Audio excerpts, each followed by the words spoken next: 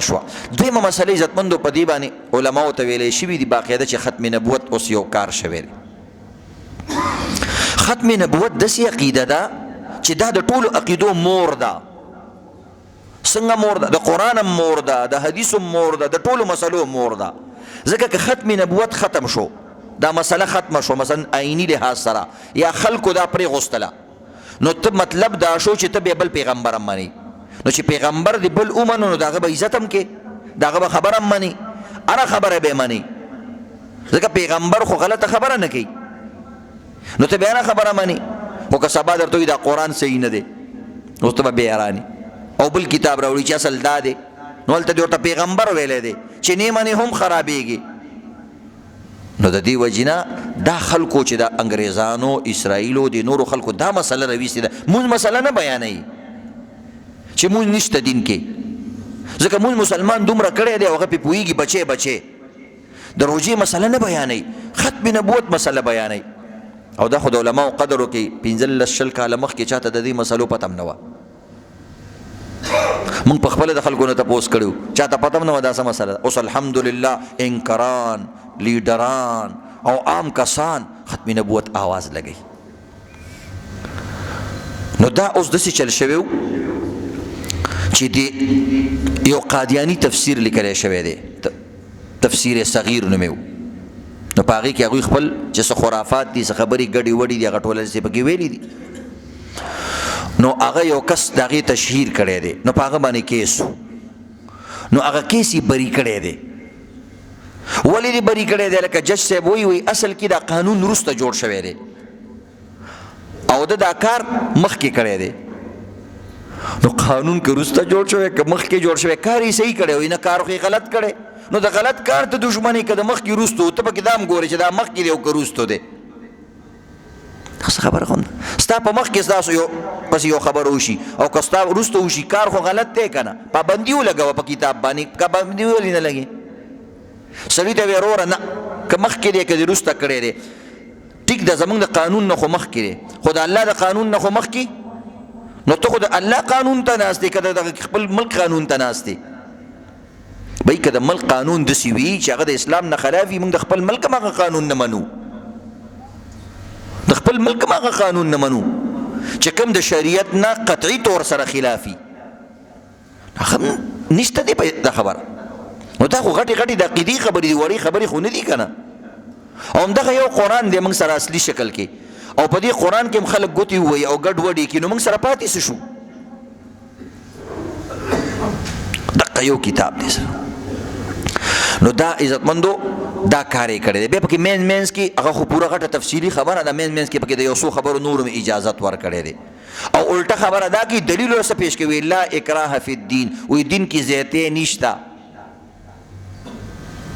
د دین چې څوک مذاق اړاوي دا دی مطلب دا جایزي، او دین والا به درته څه نه وایي. دا خو د اسلام باره کې دي چې په زور به په چا باندې اسلام نه راوړی. د دې آیات د علماو نه تپوس وکړه، تفسیر وګوره چې دا څه باره کې راغلی دی. د دې مطلب دا دی چې په زور به په چا باندې کلمه نه وي، خو که ستا کلمې سره څوک کار لري نو هغه خو په زور به رانیولی شي. نو دا غلط تشریح پیش کوي. دا لا اکراه فی الدین خو د نبی علیہ السلام زمانه کې دا آیت نازل شوی کن، او نبی اسلام جهادونه کړي کنه. نو ته به وایې چې دین کې سختی نشته. سختی معنا نه ده، دې معنا ده په زور به په چا اسلام نه راوړي. نبی اسلام په چا زور اسلام نه دی راوړی، لور خپله دی خوښه. خو زمونږ مخې ته چې راځي کوتره کېږي به، د الله نوم مخې ته چې راځي کوتره کېږي به، او بس وخت دی روا خپلو عبادت خانو پسې خاص اوسئ، ټیکس ورکوئ، دا څیزونه ورکوئ، اوسیږئ. یو عموما اعتراض دا کېږي چې بهی تاسو د هندوانو خلاف چې هغه د سره قرآن نه مني، د یهودیانو خلاف چې د سره قرآن نه مني، عیسایان چې هغه د سره قرآن نه مني، د هغوی دومره خلاف نه او قادیانی او قادیانی او قادیانی.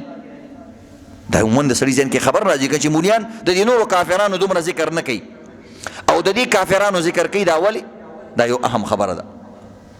هغه د دې وجې نه کوي عزتمندو چې هغه نور دشمنان دي، هغه د دشمنۍ په جامه کې راځي، او دا دشمن دی دا د رورولۍ په جامه کې راځي.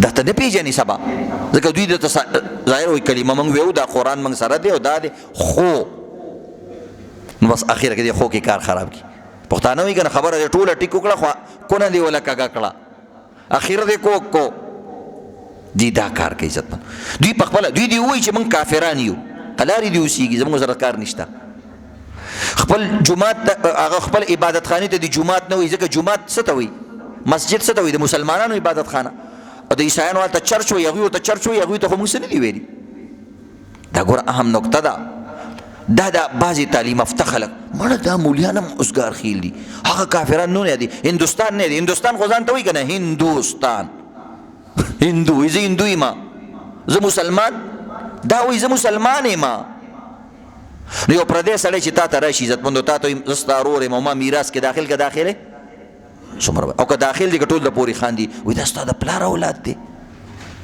دا خو تا پلار ته غلط نسبت وکړو گویا کې دا هم ستا د پلار نه پیدا دی د مور نه دی پیدا دی دا کمې خبرې کې نو دا اساني خبرې دي په دې باندې تفصیل سره علما کرامو تاسو بیانونه اوري او د ختم نبوت مختلف پروګرامونه خو اوس دا قصه شوې او د دې خبر کو نو د دې مخالفت کوي کم پوسټ وي هغه شیر کوي او دا شان څوک د نه تپوسو کې بچیا داسې وګوره په ملک کې غلط کارونه کیږي دې باندې علماو ډېر خواریګانې کړي او په دې باندې دا مفتی محمود صاحب رحمت الله علیه نورانی صاحب داسې د ټولو مذهبونو علما کرام او غټ علما کرام هغوی ډېر خواریګانې کړي ډیبیټ مناظرې شوي دي بیا آیین ته ختلې ده اوس اصل چونکې دا خبره آیین ته ختلې ده نو د دې باندې ځکه دستونه لګېدلي دي یعنی سرکاري طور سره دا کافران شوي دي یعنې زموږ ملک کې ډېر خلک ګرځي د دې نه بدتر شته خو دا مضبوطه په دې باندې ده چې دا قانون ته خطرې ده نو چې د قانون خبره کله راشي نو موږ یې ځکه ډېر مخالفت کوو چې دوی هغه قانون کې امینډمنټ کوي بدلوي نو چې کله داسې خبر راځي چې هر پارټۍ سره د دې مخالفت کوي عزتمندو صحیح ده که نه انشاءالله دا دوه مسلې وي ضروري نور د قرآن تاسو ته خپل تفصیل بیان شروع شوی و عزتمندو رب کائنات من او تاسو باندې ډېر لوی احسان کړی دی چې رب کائنات خپل خبرې مخکینی د الله کتابونو دا د الله خبرې دي دې ته کلام الله وی هغې ته کتاب الله وی کتاب وی لیکلی شوی شی ورکول زمونږ دا کتاب کلام الله هم دی او کتاب الله هم دی لیکلي شکل کې به شته خو دې باندې الله باقاعده خبرې کړي دي دا د الله کلام دی دا ځان له یو موضوع ده په دې باندې د مامون الرشید وخت کې علما کرامو وال ټکول خوړلي دي لوی لوی عالمانو په دې مسلو باندې معتزلو سره جنگ جګړې شوي دي چې دا قرآن د عام مخلوق پشان مخلوق دے کدا دا اللہ کلام دے پا دی بانی عزتمند امام بخاری سے امام احمد بن حنبل پا دا طول نزیات وحل خوڑلی دی پا دی باندی لوی لوی واقعات دی پا دی یو مسئلہ باندی دا علماء عزتمندو بدنون زخمی شوی دی خو زمان دا پارا دا بہترین خبر دا چی رب کائنات پا دی طول مخلوقاتو کی د نبی علیہ الصلوۃ والسلام دا امتیان د دې وړ او جوګه او مناسب وګڼل چې الله په دې ټولو امتونو کې دا خاص کلام دوی لورکو دا ډېره غټه خبره ده یو سړي سره مثلا ټوپۍ دی یو سره قرقول دی او بهترین سرمنې نه یو څیز جوړ شوی دی نورو ته عام ټوپۍ په سر کړې تا ته قرقول په سر کړلو تا له اعلی څیز درکو نو سړی څومره خوشحالیږي څومره امتونه تیر شوي دي څومره اعلی خلک تیر شوي دي شپږ سوه کاله د هغوی عمرونه هغوی منځونه کړي دي هغوی بعضو جهادونه کړي دي او هغوی اعتکافونه کړي دي او هغوی روژې زموږ نه زیاتې نیولې دي خو نبي علیه الصلاة والسلام امت دپاره الله دا وساتو دا موږ باندې پیرزو وکړه نو موږ به د رب کائنات ډېر زیات خوشحالي مناو دومره بهترین کتاب را کړی دی دا خپل ځان نه په خپله تعریف کوي دنیا کې د الله پیغمبر او د قرآن نه علاوه څوک خپل تعریف نشي کولی ځکه که یو تعریف وکړي ته پکې سل نقصانات راویستی شي واحد د الله ذات دی چې سبحانه پاک دی د هر قسمه عیبونو نه او د الله کتاب دی پاک دی د هر قسمه عیبونو نه د الله پیغمبران دي پاک دی د هر قسمه عیبونو نه قرآن په خپل ځان تعریف کوي قرآن نه تپوس کوه قرآن ستاسو نوم دی قرآن خپله جواب ورکوي بل هو قرآن مجید زه د عزت شرافت نه ډک کتاب ما اے قرآن مخکې چرته وې قرآن خپله جواب درکوي فی لوح محفوظ په په حفاظتي ځای کې دنیا کې د ټولو نه محفوظ ځای، د ټولو نه د جنت نه اعلی ځای لوح محفوظ کې الله ساتلی و. ما قرآن نه تپوس کوه قرآن چا د طرف نه راغلی؟ وایي څه به درته ویم، تنزیل من رب العالمین، د ټول کائنات د بادشاه او د سردار او د رب العالمین د طرف نه راغلی. ما رالیږونکی خو مې د ټولو نه اعلی دی. قرآن ته چا دنیا ته راوړی؟ قرآن جواب کوي، خپله تعریف کوي، نزل به الروح الامین، جبریل الامین فرشتہ چې د ټولو فرشتو سردار ده، هغې ځان سره راوړی. ما یو انسان له د ماشوم په لاس باندې یو څیز یوسه، یو سړی وزیر اعظم چاله یو شی ورکي نو که هغه د 1 روپۍ نوټ هم وي خو وزیر اعظم راله راکړې ده. الله وایي تا ته څه پته ده؟ ما د فرشتو د سردار فرشتې په لاس باندې دا درلیږلی دی. قرآن نه تپوس کوا قرآن چا باندې نازل شوی؟ قرآن جواب درکوي، نزل علی محمد وهو الحق من ربهم، زپ سید الاولین سید الاخرین محمد رسول الله باندې نازل شوی. ما د ټول پیغمبرانو سردار پیغمبر باندې الله نازل کړی. ما قرآن نه تپوس کوا قرآن کومه میاشت کې نازل شوی؟ قرآن جواب درکوي، شهر رمضان الذي انزل فيه القرآن. اے مسلمان خبر شاه، د ټولو میاشتو سردار میاشت په رمضان کې الله درلیږلی. ما قرآن نه تپوس کوا کومه شپه کې نازل شوی؟ قرآن جواب درکوي، انا انزلناه فی لیلة القدر. اے مسلمانا زما الله ګورې ډېر قدر کړی دی، په رمضان کې د لیلة القدر قدردان شپه کې درلیږلی. ما قرآن نه تپوس کوا قرآن په کوم ښار کې نازل شوی؟ قرآن جواب درکوي، وهذا البلد الامین، په دغه امین امانتدار ښار د ټولو کلو سردار په مکه کې نازل شوی. ما الله خپل امین پیغمبر امین چې په کوم شپه کې الله په کوم ښار کې الله قرآن را لیږلی دی هغه ښارم امین. خپل نوم له الله ایښی دی، د پیغمبر نوم له الله ایښی دی. قرآن نه تپوس کوه قرآن اخیری جواب راکا څه دپاره راغلی؟ قرآن وایي واورا وننزل من القرآن ما هو شفاء ورحمة للمؤمنین، زه د مسلمانانو دپاره رحمت او شفا را لیږلی شوی. ما هر سړی سوال کې خدای پاکه ما باندې رحم وکړي. الله وایي دا قرآن زما رحم دی که نه؟ نو چې تلاوت کې د قرآن بچی د قاری شو بس تا ته پد ولګېدله چې الله تا ته رحمت څه کو متوجه کو چې قرآن ته دې زړه کېږي د الله رحمت درته متوجه دی. چې قرآن سره دې لګاو دی شوق دی قرآن بیان کېږي خوند درځي نو پوه شه چې د الله رحمت ته دې په زړه کې ځای شته، ځکه دا رحمت راځي. نو داسې بهترین کتاب راله الله را کړی عزتمندو. ما یو بابا نه تپوس وکړو مانې بابا قرآن درځي سوچ وکړه د قرآن پاک یو آیات څومره قیمتي دی؟ وایي نه بچیه نه راځي. ما ورته ویل په ناظره درځي؟ ویل نه راځي. مالې په ټکو درځي؟ ویل نه راځي. ما ورته ویل ولې بابا؟ ویل بچیا ته خو د مړې خېټې خبرې کوې، موږ پخوا ډېر سخت دور تېر کړی دی، موږ به د خانانو بیګارونه کول که قرآن هم ویلی وی، موږ خو پردي نوکرانو، موږ خو 15 وخته مونځ هم چېرته په یو امام پسې نه دی کړی، موږ به پټو ته ځغلېدو. پخواني خلکو باره کې راځي 15 وخته مونځ به یو مونځ به په یو پوله کو، بل مونځ به غریب په بله پوله کو، دا اوبه دې طرف ته بوځه، هغه اوبه دې طرف ته بوځه، دا نالۍ بنده کا او دا کولاو کا او دې ته فلانې شی واچوه او دې ته دا سره واچوه. بچې زمونږ خو ټول عمر په دې کې تېر شوی و. پخواني خلکو باره کې مشهوره ده وایي ملا به د مخ د طرف نه پیژاندو، د سټ د طرف نه به پیژاندو. ولې؟ ځکه عزتمندو چې ملا به کله سلام وګرځو نو په دویم سلام سره به دا غریب پټي ته رسېدلی و، کار ډېر زیات و، نو بس ملا به را تاوېدو نو دا به پټي ته رسېدلی و. نو چې چا به ترې تپوس وکړو چې هلکه ستاسو کوم ملا دی؟ نو نوم خو به اکثرو نه ورتلو. وایي هلکه څنګه ملا دی؟ وایي یار هغه غټ شان سټ یې نه دی هغه دی، چا ویل هغه پلن شان نه دی هغه دی، چا ویل هغه نری شان نه دی هغه دی، چا ویل هغه لوی لوی زلفې دي چې هغه دي، ځکه د مخ د طرف نه مې نه یم لیدلی چېرته. ما ته بابا وایي بچه موږ کم ټایم کې قرآن ویلی وی، موږ قولبې کړی وی که قرآن هم ویلی وی، موږ خوبلې کړی وی که موږ قرآن ویلی وی، موږ ترېشلې کړی وی که موږ قرآن ویلی وی، موږ خو به د شپې د ورځې به هم د خانانو بیګار وکړو، راته به ویلې د شپې به راپاڅېږي پټي له به اوبه ورکړي، اوبه خورې به هم کولې، موږ اوبه خورې کړی وی که قرآن ویلی وی. ما ته بچې د بلې دې خبر کما غوږ شه زمونږ په کلي کې چې کوم قاري صاحب او ملا صاحب و هغه هم د 20 سورتونو نه زیات نه ورتله، پخوا داسې مولیانو او قاریانو. ما ورته بابا سخو به درځي کنه وای او بچی مسلمان ما قل هو سورت راځي ما ورته قل هم ډیر لوی سورت دی ما ته ما پوي کا څنګه لوی سورت دی دا خو وړوکی شان سورت دی زمان وسیله مورځي زمان وسیله مورځي او ما اوریدلی دي چې د ډبګرۍ او د هندوستان هندوانو لم دا سورت ورځي دا خو وړوکی شان سورت دی ما ورته نه لوی صورت دے ما تو ما پوئی کا سنگ لوی صورت دے ما اور تیرے وقشا ستا پیغمبر زما پیغمبر احمد مصطفیٰ محمد مجتبی صلی اللہ علیہ وسلم فرمائی چکم انسان یو ظل یو پیر قل ہو اویلا دلسی پاری تلاوتو کو ما اور تیرے بابا سلور رکعت نفل او سنت کی سو پیر قل ہوئے ما تو بچے سلور پیر قل ہوئے ما اور تیرے مبارک شاہ چے سلور رکعت نفل او سنت کے اللہ دل دیو قرآن او دلسو سپارو د تلاوت ثواب در کړي وي داسې کتاب الله موږ لرا کړی ما یو بیبي نه تپوسو کو مله قرآن درځي وای نه بچی نه راځي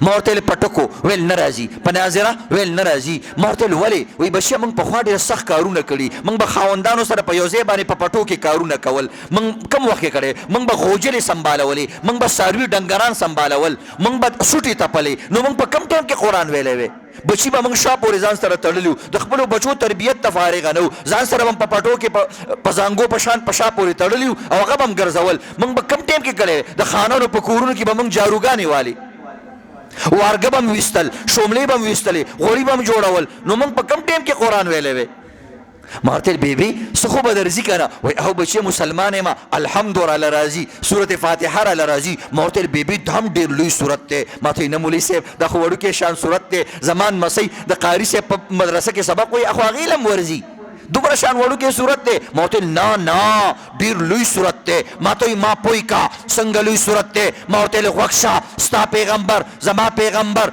احمد مصطفیٰ محمد مجتبی صلی الله علیه وسلم فرمای چې ای زما امتیانو الله مال و آیاتنا سبع المثانی مال بهترین آیاتونه را کړی دي دا داسې آیاتونه دي چې په خپل قرآن کې هم د دې په شان آیاتونه نشته تورات زبور انجیل کې هغې کې هم داسې آیاتونه نشته سبع المثانی مثانی یو معنا ده مثانی مستثنا دا داسې آیاتونه دي چې د دې نه مخکې او وروستو په یو کتاب کې په یو ځای کې هم داسې نشته ما ورته بیبي دا سورت فاتحه هم ډېر لوی سورت دی ما ته نه بچی وړوکی سورت دی ما ورته غوږ شه ستا پیغمبر زما پیغمبر فرمای چې دا سورت فاتحه په دې کې تورات پروت دی په دې کې پروت دی ای زما امتیانو واورئ چې د چا په سینه کې صرف سورت فاتحه پرته ده گویا کې د الله څلور واړه کتابونه ستا په سینه کې پراته دي یو سورت یې دومره قیمتي دی منگ باندې خو الله ډیر عزتمندو فضل وکړو زموږ د پښتنو کږې خولې وي عزتمندو دا پریدیان دا مومندیان دا باجوړیان دا عزتمندو عربي سکه دوی خو خپل پښتو هم سم نشول یو شان پښتو بل شان پښتو نن الحمدلله دی عربیانو به موږ ته اجمیان ویل هغه وی عرب موږ ته وی اجم د اجم معنا څه ده چاړه وی تاسو خو چاړهګان یې موږ ته لکه ولې چاړهګان یو وی زه درته ثابتوم کنه مونږ ثابت یې کا وی د الله ژبه څه ده موتل عربي وی دا دله درځي د قرآن د الله کتاب دی د الله ژبه ده درځي مونږ نه وی د رسول الله ژبه د عربي درځي مونږ نه وی د کتاب الله ژبه د عربي درځي مونږ نه وی د اهل الله د جنت ژبه د عربي درځي مونږ ویل نه نو وی چاړه توړي که سپین خو ستا په شان شي کنه چې کوم اصلي ژبې دی هغه تعالی نه درځي زمونږ د قاریانو د عالمانو د خزدیان دي پښتانو زه دې شروع کړو عزتمندو عربیانو قاریانو سره و انشاءالله موږ به تا ته ښایو چې دا عربي خلک څنګه زده کوي دا مدرسې دا وړو جوماتونو کې وړې مدرسې دا په صحرا کې مدرسې دا په کلو کې مدرسې عزتمندو روزانه سلور پنځه زمونږ بیانونه وي هره مدرسه کې قاریان فارغېږي یو ځل عربیانو ته چیلنج ورکو وایي تا ما ته چې کوم دی ګونګا ویلو تا ما ته چاړه ویلو ویل او اوس هم درته یم زه عرب ته عجم وی ولې وی تعالی قرآن نه درځي ده ورته ویلې دا ګز او دا میدان راځه چې قرآن ووایو ویل څوک به مقابله کوي دا ورته وایي زما بچی به مقابله کوي وی منه څه به ته یې او څه به ستا بچی کیا پیدي اور کیا پیدي کا شوربه څه به چتې یو څه به د چوتې خوروا را مخکې کا مقابله مقرر شوه کوم ځای ته مقرر شوه وی عربستان کې به مقابله مونږ ورته ویل زه صحیح ده مونږ ورته ویل مونږ سره پیسې نشته دی وی زه به دې په پیسو باندې یوسمه عزتمندو ویزه وکړه د 72 ممالکو مقابله عربیانو په خپل مقرر کړه چې قرآن د الله کتاب اجمیان خوي که عربیان خوي. عزتمندو 48 ملکونو ماشومان 72 ماشومان بوتلیو مقابله شروع شولا. عربیان اگزامینر ناستی امتحان اغستون کې عربي د کفرستان د عربستان د انګلستان د افغانستان د پاکستان د عربستان د ټول ملکونو ماشومان موجود دي. تاسو ته د مبارکي وي چې مقابله وشوا د ټولو نه په 1 نمبر د پاکستان بچی رالو. تاسو ته دویمه مبارکي وي د ټولو نه په 1 نمبر باندې په پاکستان کې د پښتون بچی د سوات رالو. عزتمندو الحمدلله نن عربیان پاکستانیان قاریان ځان سره، افغانیان قاریان او د هندوستان قاریان ځان سره استادان ساتي. چا چې بار ملکونو کې وخت تیر کړی دی. ګینې عزتمندو عربیان نو تپوسو کوي اکثر پاکستانان او افغانیان قاریان دوی ځان سره کور کې ساتي. وي دا صحیح قرآن وي. دا څومره لویه خبره ده چې د چا نه قرآن راغلی دی موږ هغوی ته قرآن ښایو. دا ډېره لویه خبره ده. استاد ته چې یو څیز چل ښې عربي د هغوی خپله ژبه ده موږ پرې پوهېږو نه خو بیا هم هغوی ته ښایو. او الله څومره رحیم او کریم دی. الله رب العزت هم موږ نه هسې پیسه خوشحالېږي. ګینې موږ په قرآن پوهېږو نه. یو ماشوم تا ته 1 ګنټه خبرې وکړي د هغې څه فایده شته نه. خو پلار یې هسې خوشحالېږي وایي زما بچی خبرې کوي. قلم ورله ورکړي په کاغذ باندې وایي دا پن راکاږه هغه ماشومه کاغذ ټول خراب کوي. پلار دی ماشاءالله ډېر ټیټ لیکل دې وکړه چې زما دا زوی لږ خوشحاله شي. عزتمندو زموږ دغه کیتي پیتي دي دغه کوو او نه په خبرو پوهېږو بیا هم الله زموږ نه دا قرآن قبلوي. او څومره عجیبه خبره ده. یو قاري یو شان وایي بلې بل شان وایي بلې بل شان وایي. یو صورت دی خو د بیل بیل قاري نه اوره بیل بیل خوند کوي. یو شربت تو کا که د سرو زرو په ګیلاس کې اسکی هم هغه خوند دی او که ساده کنډوري کې اسکی هم هغه خوند دی. دا قرآن داسې کتاب دی چې د هر چا د خولې نه بیل بیل خوند کوي. په دې باندې څوک ستړی کېږي نه. روزانه تاسو مونځ کوئ پکې قرآن وایي. په فرضو کې قرآن، په نفلو کې قرآن، په واجب کې قرآن او عزتمندو په سنتو کې قرآن، د قاري صاحب قرآن او دغه د مولوي صاحب قرآن او عزتمندو ښځې قرآن ماشوم قرآن. یو صورت دی هم حقه صورت دی جدا جدا خوند او جدا جدا مزې ده. چې څومره زیات ختمونه وکړي وایي ما زیات ختمونه کړي دي نور هم خوند زیاتېږي. او حالانکې د دنیا د بهترین نه بهترین شعر واوره. یو شاعر راشي یو شعر وایي نو چې ډېر بهترین خلکو دی واه واه واه واه ارشاد ارشاد. یو ځل بیا هغه چې دویم ځل شعر وایي نو بیا نیم کسان وایي یو ځل بیا. ټول ورته نه وایي چې یو ځل بیا. نو چې درېیمه پیرې وایي بیا یو قسم نه وایي چې یو ځل بیا. همغه شعر بهترین شی دی. که دا شاعر په خپله وایي یار که خفه کېږئ نه دا شعر زما په خپله خوښ شو یو ځل بیا درته بیا ووایم ټولو ته شاعر د خوشحالۍ زه سیده ووایه چې درېیمه پیره هغه ووایي نو بیا شاعر یو ځل بیا وایي څلورمه پیره یار که خفه کېږئ نه څلورمه پیره دا یو شعر بیا ووایم ټول سرګرۍ ښځه به زه ووایه نو چې په څلورمه پیره وایي بیا شاعر یو ځل یې بیا ووایم پنځم پیره نو بس خلکو یاره بس که نو څه مازغه دې راله پیپیتي کړه په دې یو باندې څه ځان نه دې فرمان کاسکر جوړ کړی دی هم د یو شعر دې تاوې او راتاوې خو بس که که نه. دا عزتمندو دا واحد قرآن دی چې د هر قاري نه جدا جدا خوند کوي. دې وجې نه خلک وایي قرآن اول ځل په روس کې لیکلی شوی دی. مشیني طور سره په روس کې لیکلی شوی دی. په مصر کې لوستلی شوی دی او دغه رنګ عزتمندو په عربستان کې نازل شوی دی خو الحمدلله په پاکستان کې په خلکو ځان پوی کړی دی.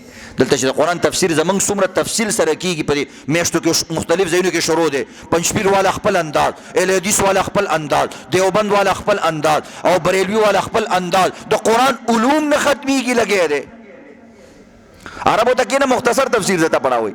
دلته دا تفسیرونه او دا عزتمندو تشریحات او دا عزتمندو د مفسرینو اقوال د محدثینو تشریحات پکې کېږي. نو په دې باندې الله شکر وباسئ چې الله پاکستان کې د علم یو شعاع یو رڼا بله کړې ده. دا ستاسو د خوارۍ د وجې نه عزتمندو. تاسو دا مالداره خلک دا غریبانان خلک پیسې وګټئ دغه خپلې پیسې د خولې راوالئ دا په دې مولیانو خرج کوئ نو الله رب العزت یې دقه اجر راوباسي دقه صلې راوباسي دغه بدلې راوباسي. ګینې عزتمندو په وظیفه چې غټ شي په 10 روپو باندې ابه څه شی چې جوړ شي خو الحمدلله ستاسو په 10 روپو باندې چې کوم مولیان تیار شوي دي کوم حافظان تیر شوي دي د دې به تاسو ته د قیامت په ورځ باندې پته ولګېږي چې کله یو حافظ 10 جهنمین ځان سره روان کړي بیا به پته ولګېږي چې وزیر اعظم اعلی و که صدر اعظم اعلی و که گورنر اعلی و که حافظ قرآن اعلی و چې لس کسان جهنمین ځان سره روان کړي،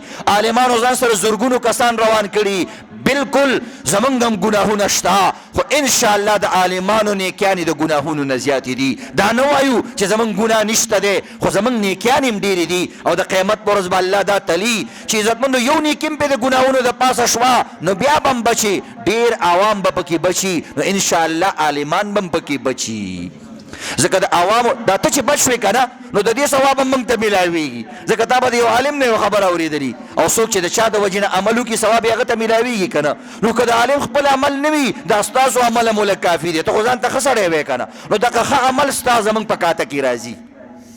نو الله رب عزت زموږ او تاسو نه راضي شي.